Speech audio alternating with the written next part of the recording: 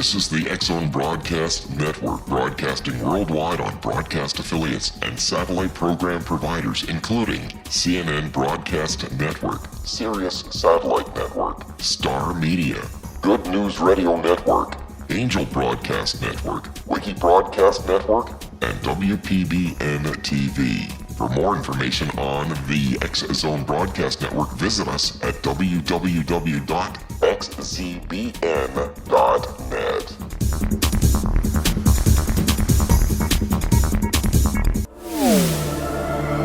The X-Zone Radio Show with Rob McConnell is largely an opinion talk show. All opinions, comments, or statements of fact expressed by Rob McConnell's guests are strictly their own and are not to be construed as those of the X-Zone Radio Show or endorsed in any manner by Rob McConnell, Relmar McConnell Media Company, the X-Zone Broadcast Network, its affiliated networks, stations, employees, or advertisers.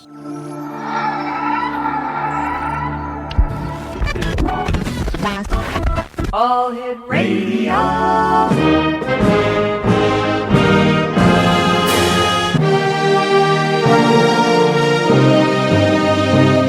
Welcome to the X-Zone, a place where fact is fiction and fiction is reality. Now, here's your host, Rob McConnell.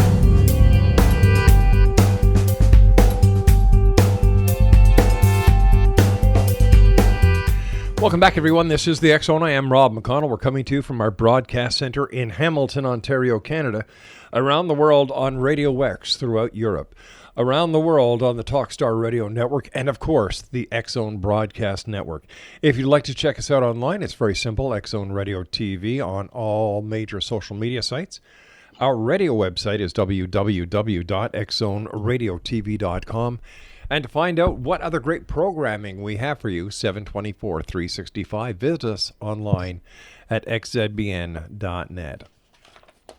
My guest this hour, X-Zonation, is Dr. Simeon Hein, and he is the director of the nonprofit Institute for Resonance in Boulder, Colorado. The institute is dedicated to the study of subtle energy sciences, including remote viewing, crop circles, and related subjects. Dr. Simeon has a Ph.D. in sociology and has previously taught research methodology at Washington State University. He first learned remote viewing in 1996 and subsequently became involved in crop circle research. Now, he believes that all crop circles, regardless of their origin, create energetic effects by virtue of their shape and subtle interaction between humans, plants, and sacred geometry. In addition to assisting with the Institute for Resonant Crop Circle Tours, he continues to offer online remote viewing classes. Simeon's most recent book is Black Swan Ghosts, a Sociologist Encounters Witnesses to Unexplained Aerial Craft, their occupants, and other elements of the multiverse. His website, www.newcrystalmind.com. And Dr. Simeon, welcome back to the X-Zone. It has been way too long. No, thanks a lot, Rob. It's been too long. It's great to talk to you again. First of all, congratulations on your new book. Tell us a little bit about it. Thanks. Oh, thanks for mentioning that. You know, in the course of learning remote viewing, I came across, starting 20 years ago, witnesses who had worked in NASA, worked with the government, different intelligence agencies. I began to hear more and more stories that something was being covered up. And over 20 years, I encountered so many witnesses, many of them just ordinary people, but people I knew well, people who I knew were telling me the truth about what they'd seen, people who had never gone public before, that there was this underlying pattern of contact that we really don't talk about as a society. You don't read about it in the news, but people are having these types of contacts or experiences, or in the line of their professional work, seeing photos of things that we're told don't exist. And yet there are the things like, you know, pictures of bases on the moon or whatever they are. So I call it a kind of a black swan ghost topic because it's kind of just at the edge of our awareness, right? Yes. But people are having these experiences. Where do they go to talk about this, you know? So that's what the book's about, is how do you talk about things that are so controversial that if you did, you could lose your job or destroy your reputation, yet you know you saw something? You know, you've been doing this for 20 years. I've been doing this show for 25 years, 26 years this year. Good for you. And thank you, sir. And the question is, why all the secrecy? Why the cover-up? Why the conspiracy? It's a good question, Rob, isn't it? I think it's a big question, and I think it has a lot of different answers. It's not just one answer. It's not just that the government's covering it up. I think it kind of goes both ways. I think at a very deep level, societies don't want to be disturbed by new facts, pretty much. That's my conclusion. Any of us. We sort of want to believe, for the most part, that things are the way we think they are, even if we're into conspiracy theory or something like that. And the government just sort of follows along with that, too. They think that people will be too disturbed if they find out the truth. At least maybe that's what they believe, right? Yeah. So these things sort of reinforce each other. But Fact that people now like governments to keep it consistent, and the governments want to keep it that way, so that's where we are. But yet you've got a president right now in the White House who believes in conspiracy theories, who uses the alternative media more than any other sitting president in history. So do you think, I've got about a minute left before I have to take my break, do you think that President Trump is going to be the person who is going to bring disclosure to the masses? I do. I think he's the guy to do it. I think our best shot is with Trump because he has his alternative views and he's not afraid to express them. Yeah, absolutely. All right. You and I have to take our break. Great hearing from you again. Exonation, Dr. Simeon Hein is our special guest. www. Got your pencils ready? All right. newcrystalmind.com. And his latest book website, blackswanghosts.com. This is The X Zone. I am Rob McConnell. We're coming to you from our broadcast center in Hamilton, Ontario, Canada. And like I said, you can always check us out on any of the social media sites, X Zone Radio TV, our website, www.xzoneradiotv.com. And once again, for our network, the X Zone Radio Network, the X Zone Broadcast Network, www.xzbn.net. We'll both be back. Don't go away.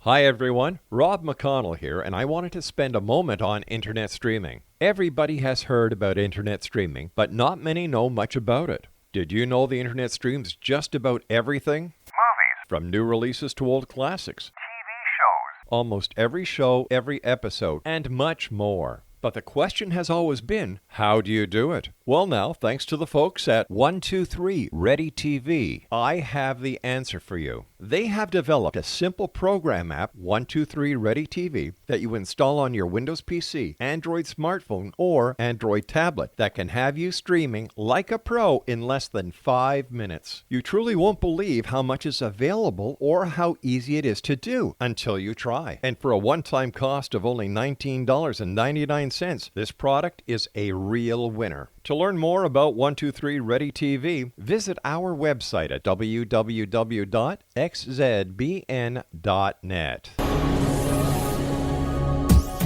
This is the X Zone Broadcast Network, broadcasting worldwide on broadcast affiliates and satellite program providers, including CNN Broadcast Network, Sirius Satellite Network, Star Media, Good News Radio Network, Angel Broadcast Network, Wiki Broadcast Network, and WPBN TV. For more information on the X Zone Broadcast Network, visit us at www.xzbn.net.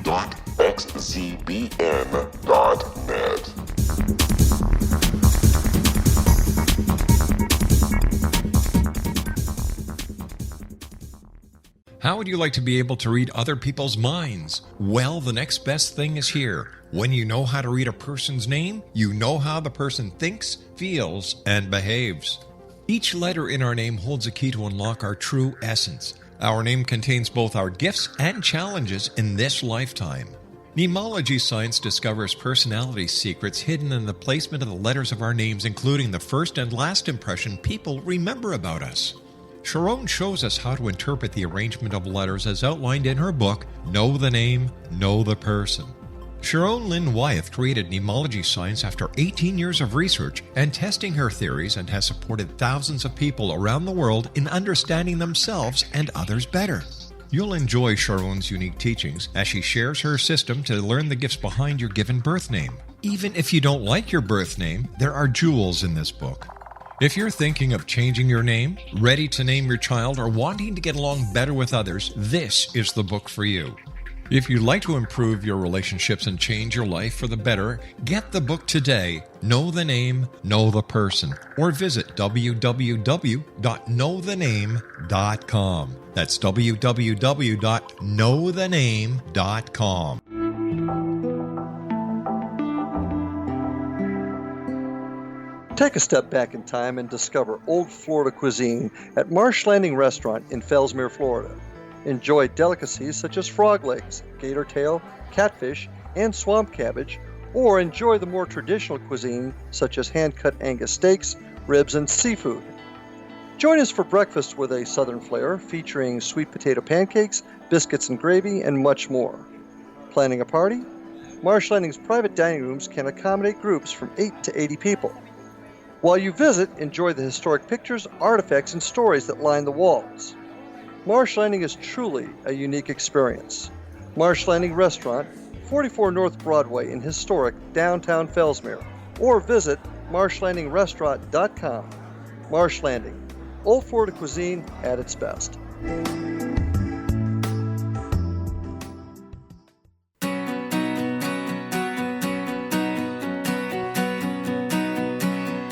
Welcome back, everyone. Dr. Simeon Hein is our special guest of this hour. Here's a couple of websites, www.newcrystalmind.com.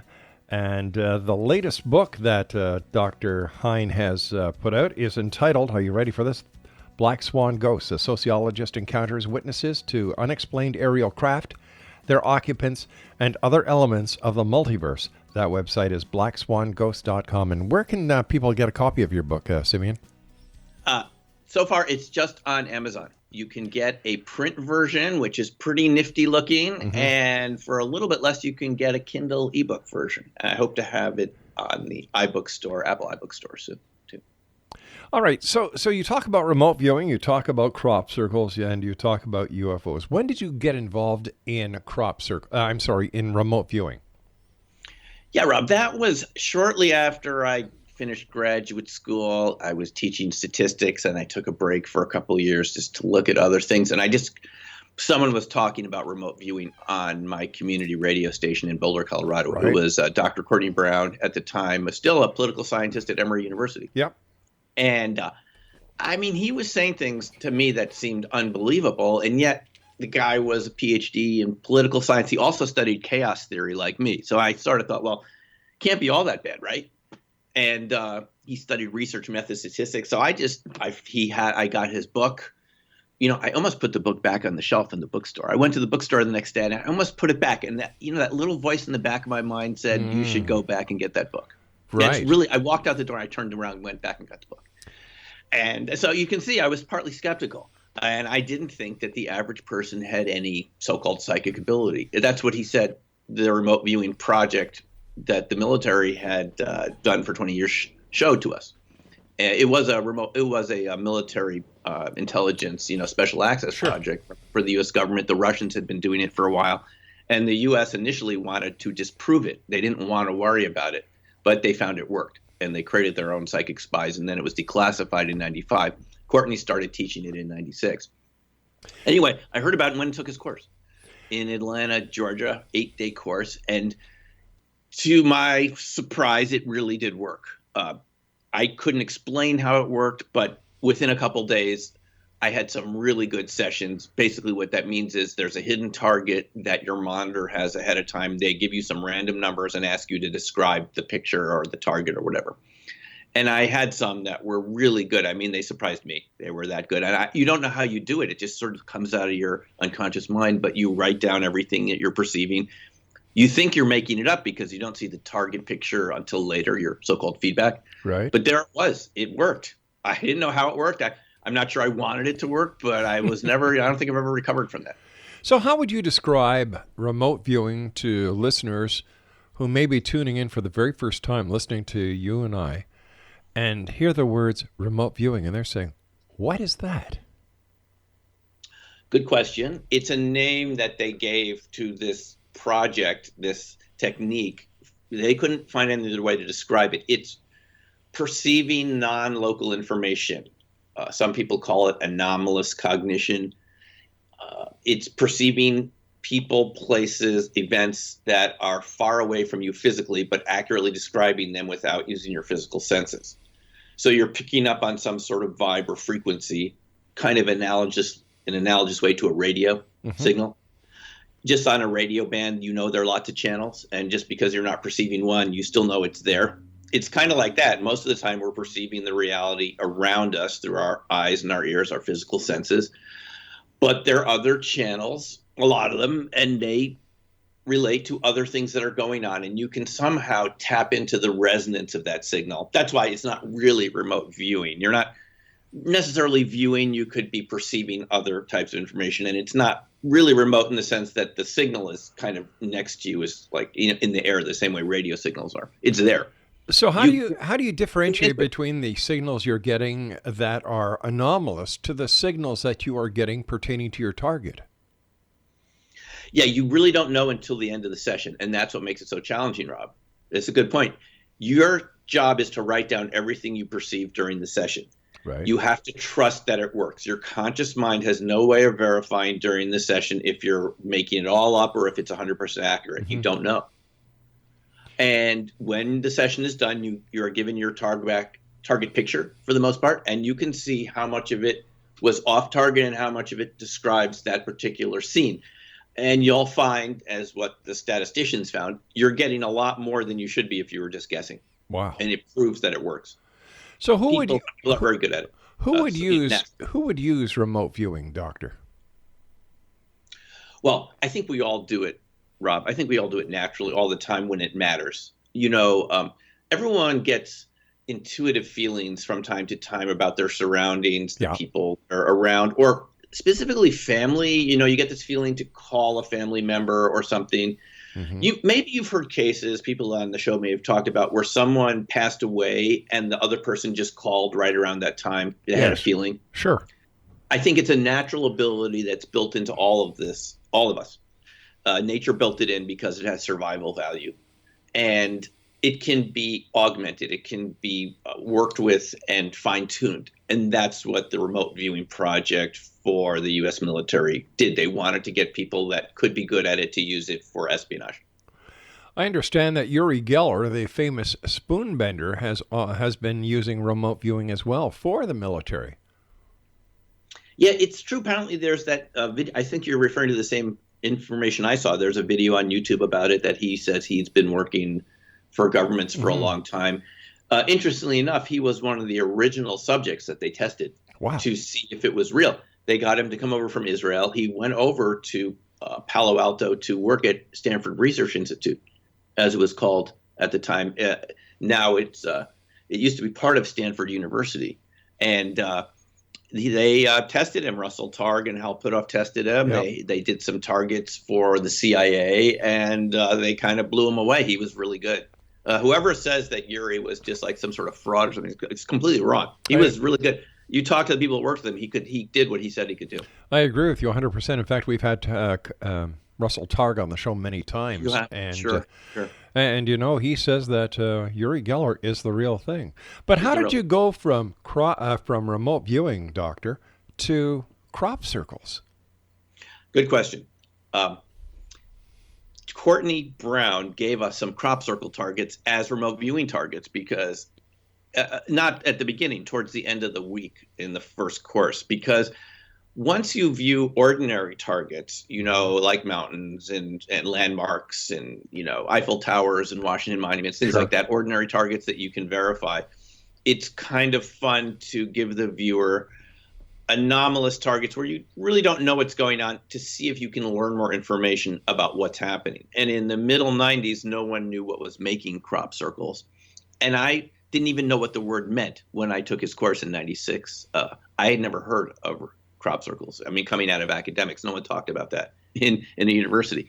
And I was just intrigued because in my session, I got a lot of interesting information and things, Rob, that were a little hard to describe. So I met someone a couple months later, Ron Russell, who was giving crop circle tours. I met him at a conference, and I thought I should go over there to England and get my feedback, right? Remote viewing is depending on feedback. The only way to go over there, see what you were viewing. And I found that there were a lot of anomalies around crop circles that people were reporting, especially with their equipment, batteries, cameras, things hard to explain that I found happened to my own equipment after a while, and I just became intrigued and kept going back there. I give tours there now.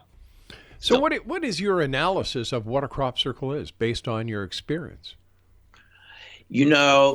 A crop circle is kind of like a defect in a field of wheat, because normally the stalks of wheat are standing up straight. Yeah. And once something or someone goes in to create a pattern there, you've created a very coherent crystalline shape.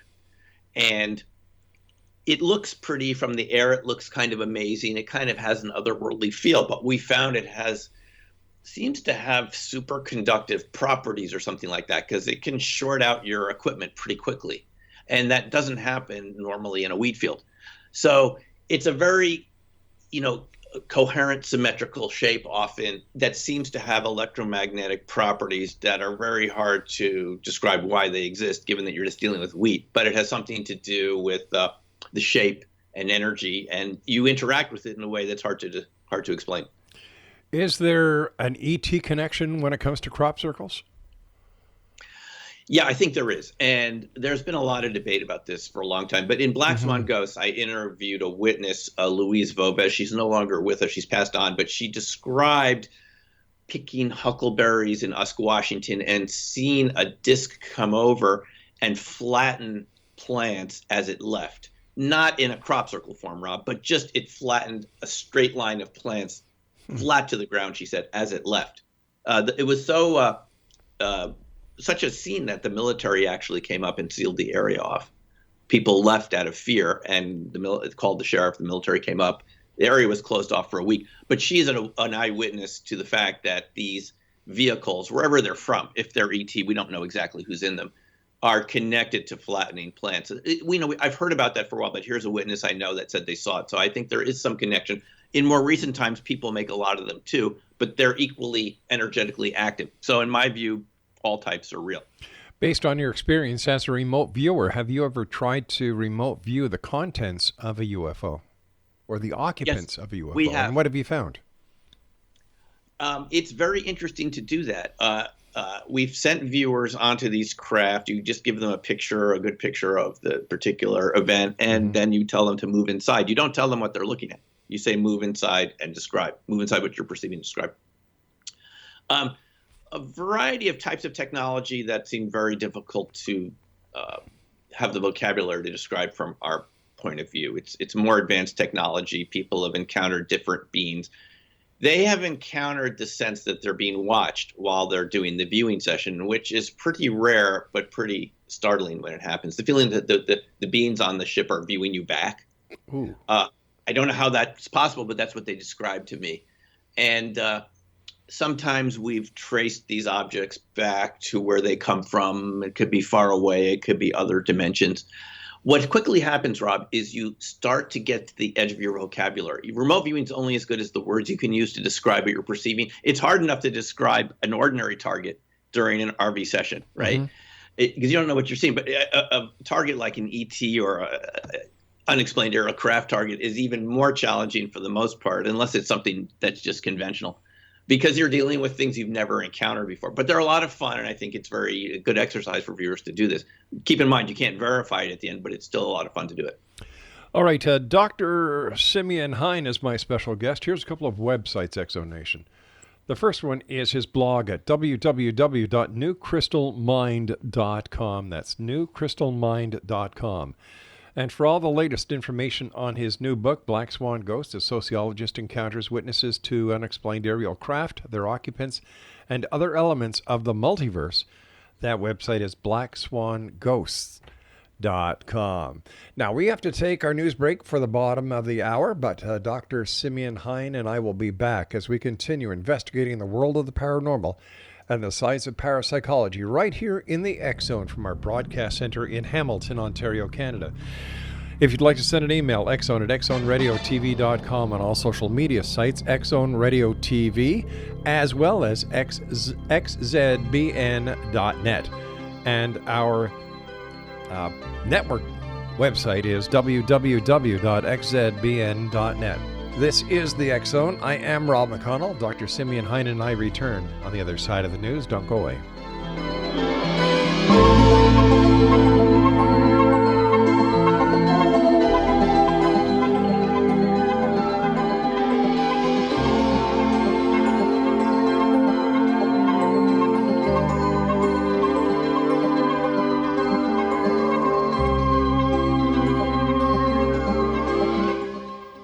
Hi everyone, Rob McConnell here, and I wanted to spend a moment on internet streaming. Everybody has heard about internet streaming, but not many know much about it. Did you know the internet streams just about everything? Movies. From new releases to old classics. TV shows. Almost every show, every episode, and much more. But the question has always been, how do you do it? Well now, thanks to the folks at 123 Ready TV, I have the answer for you. They have developed a simple program app, 123 Ready TV, that you install on your Windows PC, Android smartphone, or Android tablet that can have you streaming like a pro in less than 5 minutes. You truly won't believe how much is available or how easy it is to do until you try. And for a one-time cost of only $19.99, this product is a real winner. To learn more about 123 Ready TV, visit our website at www.xzbn.net. This is the X-Zone Broadcast Network, broadcasting worldwide on broadcast affiliates and satellite program providers, including CNN Broadcast Network, Sirius Satellite Network, Star Media, Good News Radio Network, Angel Broadcast Network, Wiki Broadcast Network, and WPBN TV. For more information on the X-Zone Broadcast Network, visit us at www.xzbn.net.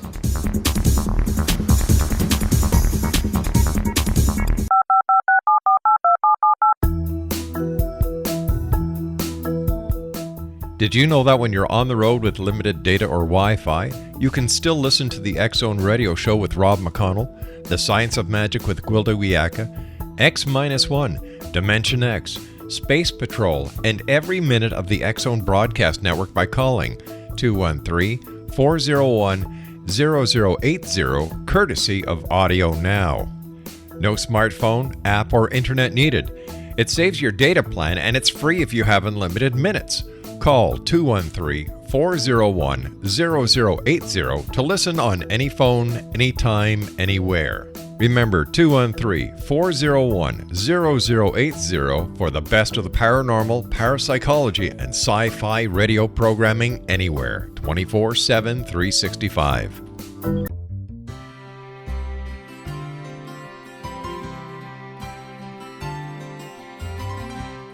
True healing must address 4 levels: physical, emotional, mental, and spiritual, for us to live joyful and productive lives. We tend to treat 3 of the 4, leaving the spiritual languishing. If you're tired of the same dysfunctional patterns cropping up in your life, Soul Balancing is for you. Trixie Phelps, owner and founder of Soul Balancing, is a naturally gifted energy healer trained in numerous esoteric forms, including shamanism. Trixie has created a powerful modality that safely and effectively clears your energetic field. A soul balancing session can remove interference, heal trauma, and restore your hope. Contact Trixie for a life-changing long-distance session today, www.soulbalancing.world.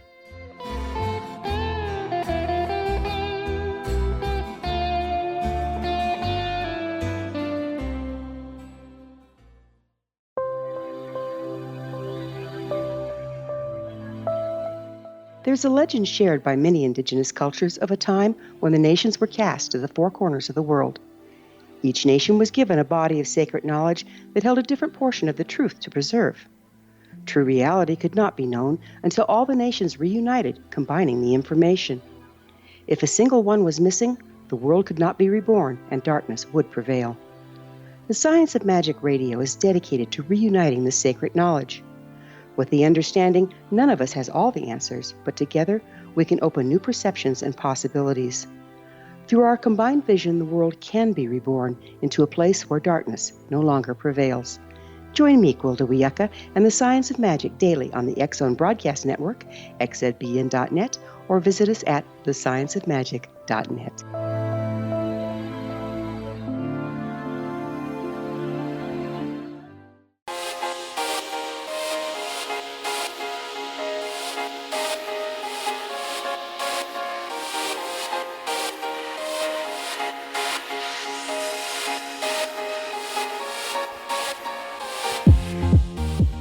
Welcome back, everyone. Dr. Simeon Hein is our special guest of this hour. www.newcrystalmind.com is his blog site. And for all the information on his latest book, www.blackswanghosts.com. Let me ask you something, Doctor. Have you yourself ever had a UFO encounter? And if so, can you explain it to us? Yeah, thanks for asking that. In Black Swan Ghosts, I detail some encounters I had, and maybe that's where this all started. When I was about 11 or 12, I went with my mom to the Everglades. She was a bird watcher in Florida, and we went down from New York to Florida, and we were bird watching out there sort of later in the day. It's big open spaces in the Everglades. You're not going to see anything else but a lot of trees and marshes and all sorts of things. And anyway, there was this huge object up in the sky that I thought was the moon. My little teenager mind said, what could that be? But it was kind of greenish and amorphous, not very well defined. I said to my mom, look over there, look at the moon. And she said, she looked back at the moon and said, what are you talking about? The moon's over there. So then I thought, well, I look back, the moon's over there. What's this thing over us? We both had binoculars. We looked at it, and it had this very clearly defined pattern of dots, white dots that formed a Z. That looked like at the bottom of the thing. So it's weird. It was an amorphous green cloud with a very clearly defined pattern of dots in it. And then the strangest thing is it had been stationary. All of a sudden it just started to move really quickly and disappeared in a cloud. It moved. And at the time I thought, well, what could that be? I mean, I know we're at Cape Canaveral. Maybe it was a rocket launch or something, but rocket launches don't just stand still. I mean, up in the air and then move into a cloud. It just didn't make sense. The power went out shortly thereafter, and we sat down next to people at a ranger talk that had seen it too. And so my mom always said to me, "May they zapped you, Simeon. That's why you're interested in all this stuff. Now they got to you." Because that was a very hard object to describe as anything terrestrial. And I got to tell you, Rob, it had a weird feeling to it. It just felt like it didn't belong. I don't know any other way to put it. But that could have been the real thing, Sure. Real non-terrestrial craft. Since that original encounter, have you been in contact with, or do you believe that extraterrestrials or otherly world residents have tried to communicate with you? No, that's the interesting thing. I actually kind of forgot about the topic after that. I read John Keel's book, The Mothman Prophecies. It came out in the 70s. I just read that as a teenager. That was kind of interesting. And then I came across Timothy Good's book about Top Secret in 87, just by chance in an Amherst bookstore in Massachusetts where I was going to school.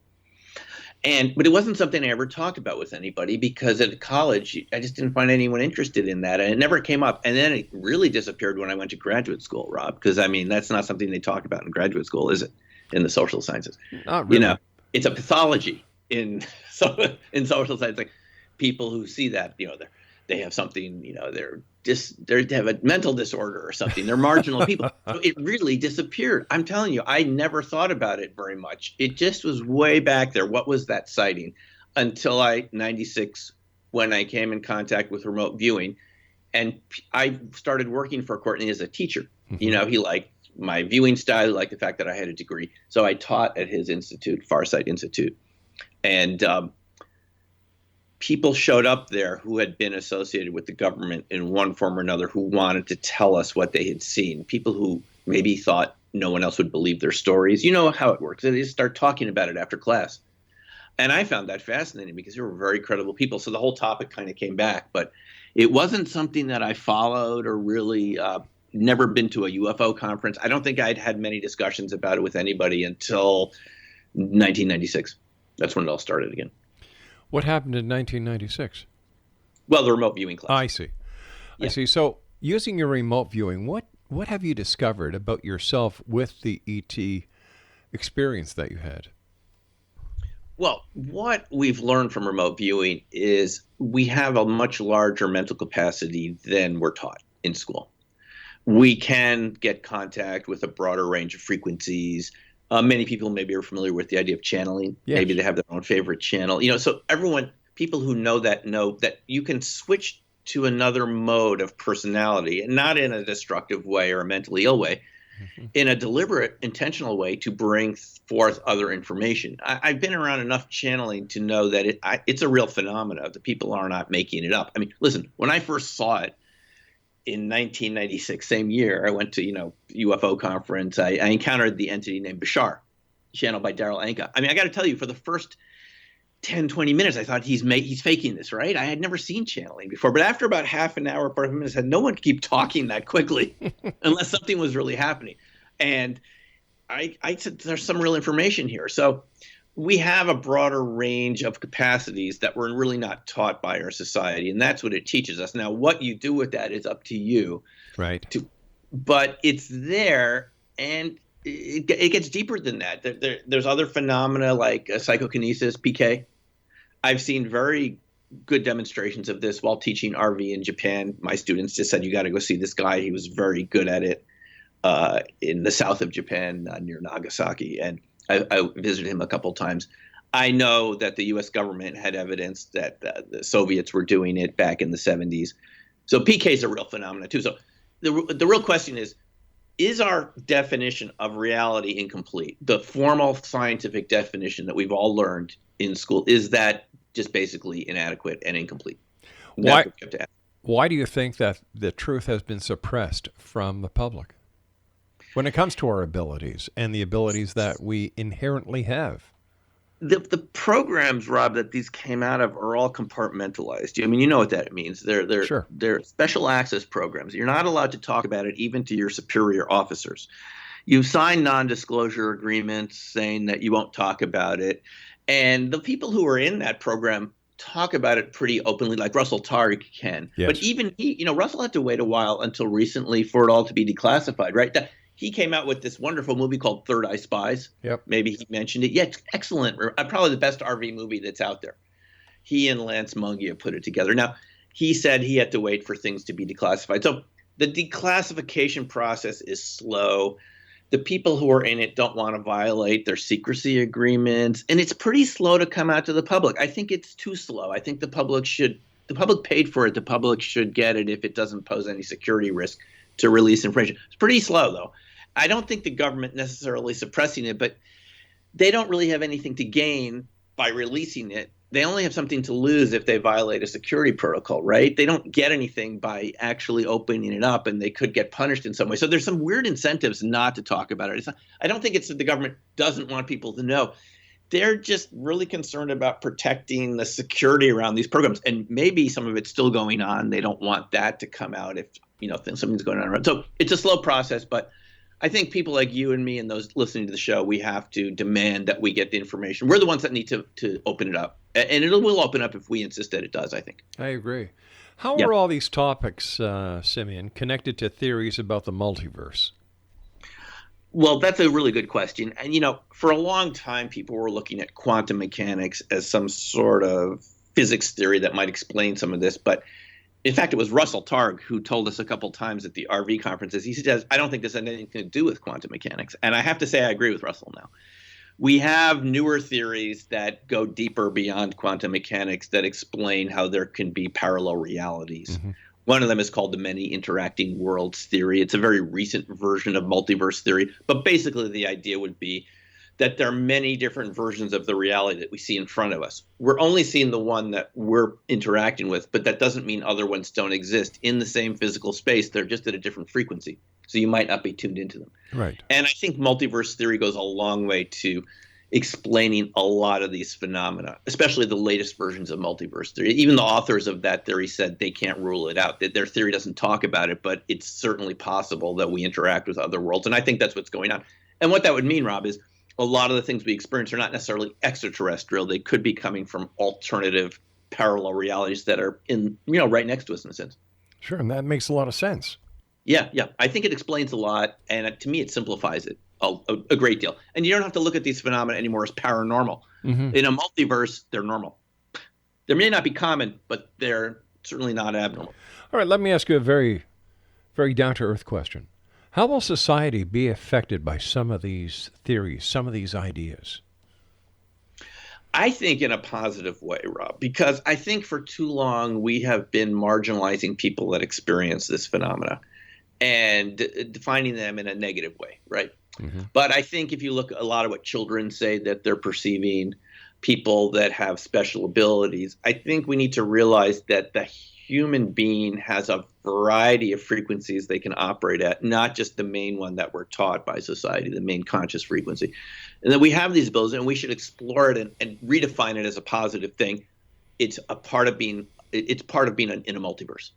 And therefore, when we have people that experience some of these phenomena, we don't have to label it in such a negative way. We can redefine it and realize that part of the universe is a little weird, but that's where we live, and it's okay. We'll find a way to deal with it. We don't have to be afraid of it. I think that's the basic bottom line. We don't need to be afraid of it. How do you think the new media culture is going to affect the multiverse theory?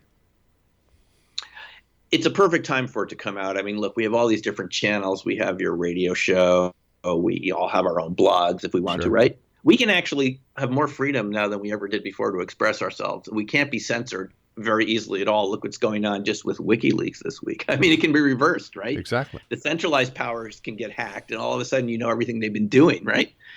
So it's really starting to flip around quite quickly, where the decentralized forces are gaining a lot of power and information.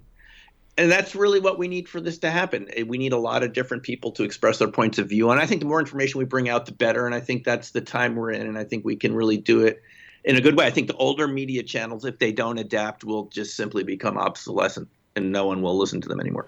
But as a sociologist yourself, is the human brain capable of processing all the data that is now available to them, to the human brain, and the amount of data that people who have access to the multitude and multi-layers of data that they stream from their iPad, their iPhone, their desktop, is our brain capable of processing this without overloading and burning out? No, and that's a really good point. And that's actually what I wrote my dissertation on decades ago, before I even got involved in any of these new topics. Information overload. And that's one thing we do need to watch for, is there's just so much information. How much can the brain handle every day? Does it detract from our intelligence, our memory capacity, just to get overloaded with so much information, right? We all face this every day. So you just need to be somewhat disciplined about it, about what you watch, when you check your messages and email, how much you do that. You do need to structure that a little bit. Otherwise, there's just way too much, right? I mean, it's just confusing. But I think we can do it. You just need to decide what's important to you and what isn't, kind of prioritize a little bit. Dr. Simeon Hein is our special guest. Simeon, please stand by. You and I have to take our final break for this hour. Sure. Exonation, if you'd like to find out more about Dr. Simeon Hein, his blog is newcrystalmind.com. That's newcrystalmind.com. And for all the information about his new book, Black Swan Ghosts, A Sociologist Encounters Witnesses to Unexplained Aerial Craft, Their Occupants, and Other Elements of the Multiverse, his website is blackswanghosts.com. This is the X Zone. I am Rob McConnell. Monday through Friday, right here on the X Zone Broadcast Network, and then the best of the X Zone throughout the weekend. The X Zone, a place where people dare to believe and dare to be heard. This is truly a place where fact is fiction and fiction is reality. Dr. Simeon Hein is my guest. We'll both be back on the other side of this break. Don't go away.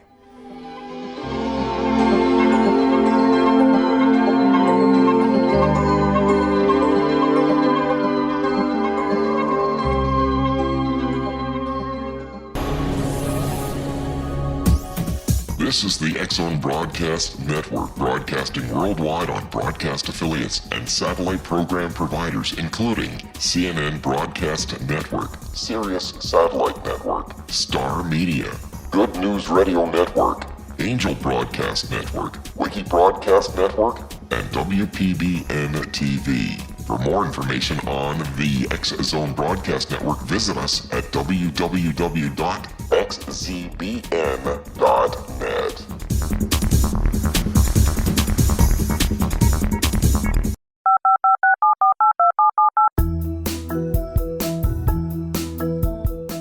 Did you know that when you're on the road with limited data or Wi-Fi, you can still listen to the X Zone Radio Show with Rob McConnell, The Science of Magic with Gwilda Wiyaka, X-1, Dimension X, Space Patrol, and every minute of the X Zone Broadcast Network by calling 213-401-0080, courtesy of Audio Now. No smartphone, app, or internet needed. It saves your data plan, and it's free if you have unlimited minutes. Call 213 213-401-0080 to listen on any phone, anytime, anywhere. Remember 213-401-0080 for the best of the paranormal, parapsychology, and sci-fi radio programming anywhere, 24/7, 365.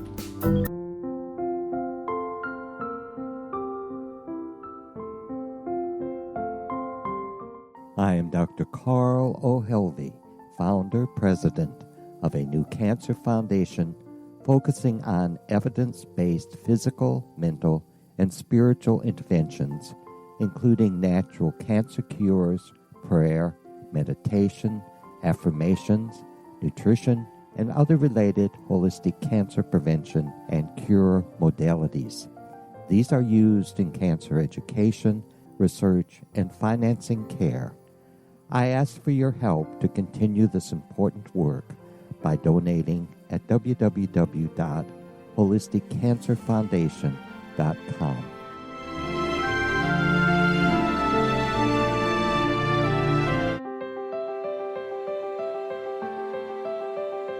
Wouldn't you love to know the secret to everything? I'm Dr. Kimberly McGeorge, and on The Secret to Everything, we will merge the practical with open investigation into all realms of the mysterious.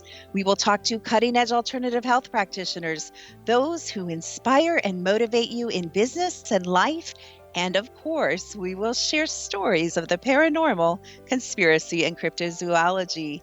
You will transform because of the frequency I carry, the frequencies my guests carry. Life may never be the same after you listen to this program, for the secret to everything is for you, the listener, for those who desire more in every area of their lives and believe that it can still be found. Listen and discover thesecrettoeverything.com.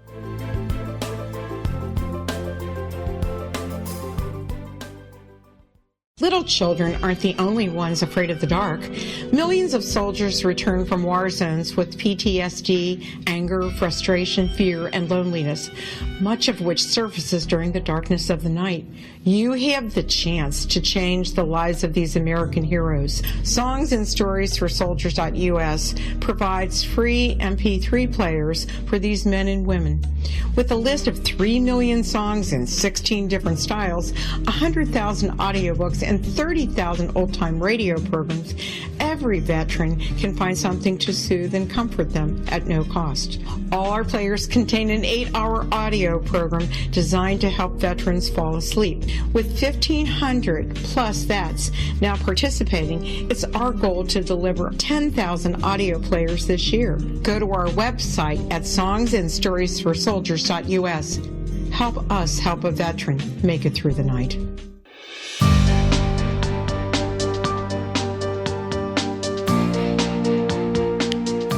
Exonation, Dr. Simeon Hein is my special guest. www.newcrystalmind.com is his blog. And for all the information on his latest book, Black Swan Ghosts, visit www.blackswanghosts.com.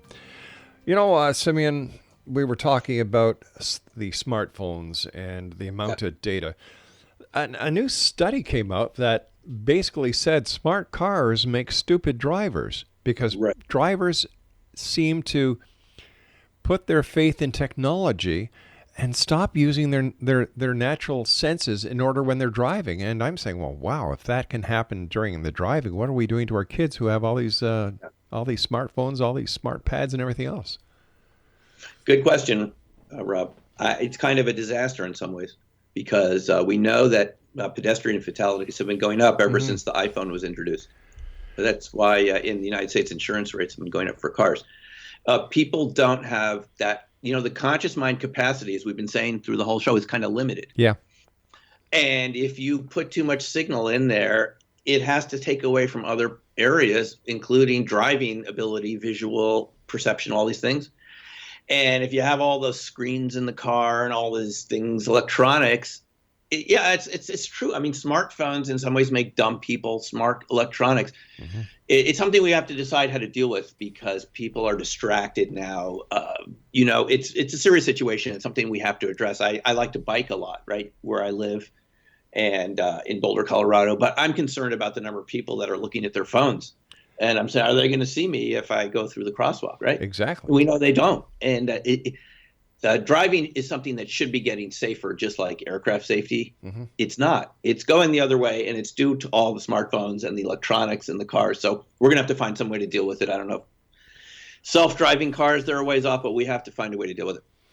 I will hate to see what happens one day if there's a massive solar flare that kind of knocks out their grid again like it did going back, 12, 14 years ago. Yeah.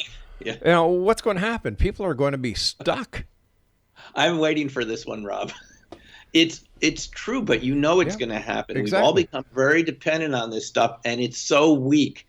This technology is ultra fragile. It can get knocked out by the smallest. It can just it can stop working just because it malfunctions because of the software. Everyone knows that, right? Yep. But a solar flare could take us back to the Stone Age. Exactly. I know. I've talked to people at some of the science institutes in Boulder who work at the weather research institutes. They're quite concerned about this. They tell me they meet with the federal government a couple times a year to talk about this. So if that were to happen, listen, Rob, every solar flare is different. It's like a fingerprint. They're not all the same. So we don't know, but it's something that could happen at any time. And boy, what would we do without these so-called smartphones, right? We'd actually have conversations again. Geez, just imagine that. Instead of going LOL, you have to say laughing out loud. Yeah, you'd have to actually use your brain again. Exactly. Might not be a bad thing. I don't think anyone wants it. I'm certainly not wishing it happens. But if it does, boy, we'd see how truly dependent we've become on this stuff just in 5-10 years. Dangerously so. How true. Listen, another question I'd like to ask you as a sociologist, is our society ready for UFO and ET disclosure? Well, ready or not, here it comes. I don't know if we're ready, but the worst thing is that it stays a secret. I don't like the fact that people are afraid to talk about what they've seen. Mm-hmm. I think it's a civil rights issue. It's just not fair to the witnesses. I don't think it's fair that they're labeled as, schizotypal or something like this. It's a type of, mental disorder. It's even mentioned in the DSM manual, that psychiatrists use about belief in paranormal and UFOs. It's total BS. The research that's been done shows no correlation between people of UFO sightings and any sort of schizophrenia. It certainly could affect you in some ways to see something that you can't describe, Certainly. But it's not a condition. So I call it the national insecurity state. That's what we're living in right now, the national insecurity state, because everyone knows there's something to this phenomena. We don't know exactly all the details, but everyone has a relative somewhere who's seen something or someone who's served in the military that's seen something that they don't want to talk about, right? Exactly. Maybe they've had a drink or two. Maybe they do it as a deathbed confession. Why don't we just bring this out in the open and let's find out what's going on? I'm sure we can deal with it together. But I don't like the fact that people are afraid to talk about something that they know they've seen. I just don't think that's healthy, and I think we have to get beyond that. So I'm in favor of moving forward, and if we're not ready for it, we will be once we start talking about it. See, I've got my own little theory on the conspiracy. Sure. I don't think it's the government who's perpetrating the conspiracy. I don't think it's the Vatican or any religious philosophy. I think it's the UFO community itself. Mm-hmm. Because as long as the conspiracy is in place, they can make whatever claim they want without substantiating the claim with proof. Exactly. But what? Yes. No, the UFO community's become part of the problem here. Yep. It's never substantiated by good research. I've encountered this recently. Look, I had a lot of training as a social scientist. Mm-hmm. There are ways of dealing with data and information. And the way you deal with it is you make it all public so that everyone can look at it and come up with ideas that you want it to be open. Right now it's very closed. And it has to be opened up. And we have to get beyond these little pet theories that we each have about what's going on, because we all have a piece of the puzzle. We'll only find the whole jigsaw puzzle if we put all the pieces together. We have to work together to do this and not protect our turf. You know what I mean? I could be wrong about ideas I have. You could be too. But the healthy thing is just to admit that and keep going on to get to the larger picture and not defend your own little fiefdom of your particular angle on where they're from and who they are. We don't really know. And as you're saying, there's not a lot of facts to back up a lot of this. I love reading about the subject, but it needs to be substantiated by real facts, right? What about all these reality TV shows, whether it's with Bigfoot, UFOs, ghosts, or whatever? What effect do these have on society? You know, if they're done in a good way, it could be a very positive effect. But often, all too often, they start out the shows by showing something real, and then they kind of ridicule their own information, right, in the second half. Right.